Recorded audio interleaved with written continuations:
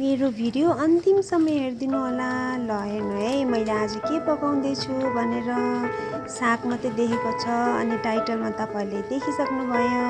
ल हेरौँ है त। मैले चाहिँ पोलेको सुँगुर मासु लिएर आएको, स्मोक पर्क होइन।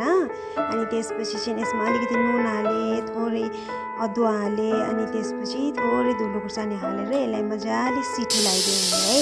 अनि पाक्ने गरेर सिटी लगाइदिएपछि चाहिँ अनि पाकिसक्यो। अनि यसमा चाहिँ अलिकति टमाटर हालेँ। अनि टमाटर पाकिसकेपछि चाहिँ मैले यसमा अघिको त्यो पिँडालु बोइल गरेर राखेको पिँडालु चाहिँ मैले यसमा एड गरेँ हो है। अनि त्यसपछि यसलाई मजाले उमाल्न दियो। अनि यहाँ हेर्नुहोस् त, लामो लामो रायोको साग मलाई चाहिँ छोटो छोटो काटेको मन पर्दैन, लामै खान मनपर्छ।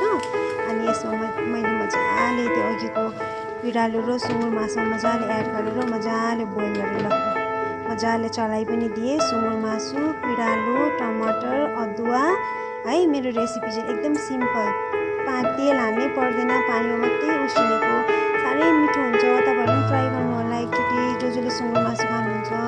अनि यसलाई चाहिँ मजाले अघिको सागलाई मजाले पाक्न दिएँ।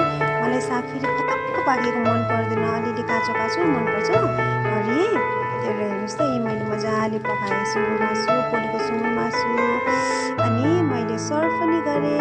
लु हेर्नुहोस् है, प्लेटमा मैले यसरी लिएँ, सुँगुर मासु 2 पिस, साग, पिँडालुको झोल, अनि टमाटरको अचार।